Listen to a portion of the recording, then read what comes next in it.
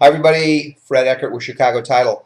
A lot of people ask me about tax sales, buying tax defaulted property because people have defaulted on their taxes. So I'm going to give you a little primer on this. This is going to apply primarily to Southern California. However, what I'm going to say will apply probably throughout most of the country, but you need to check your own county, check with your county tax assessor, recorder, clerk, or tax collector, and go on the web, take a look at it there. But I will say this is the biggest key for all of this is caveat emptor, let the buyer beware.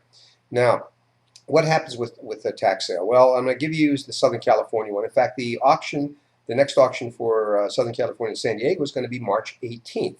And you want to check your own to make sure you know what the dates and so forth are.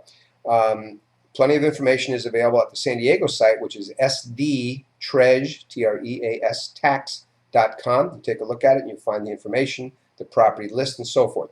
So what happens in one of these? Well, in California, a borrower has until 5 p.m. on the last working day prior to the sale to redeem the property. And what they have to do is, if they're going to try to redeem it, they have to pay the back taxes, and they also have to pay the cost of the sale.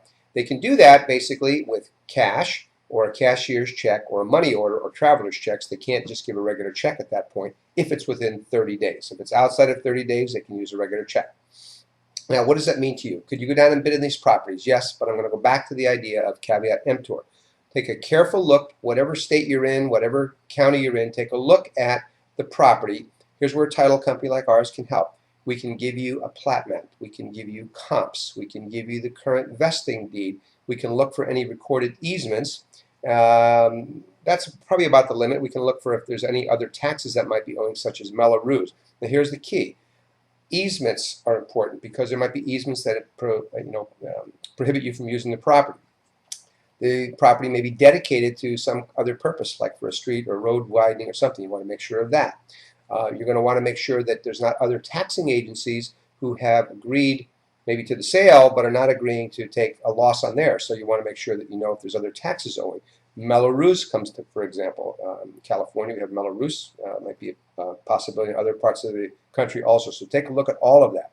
So can you bid on the property? Yes. What happens when you get the property? Will title insure that?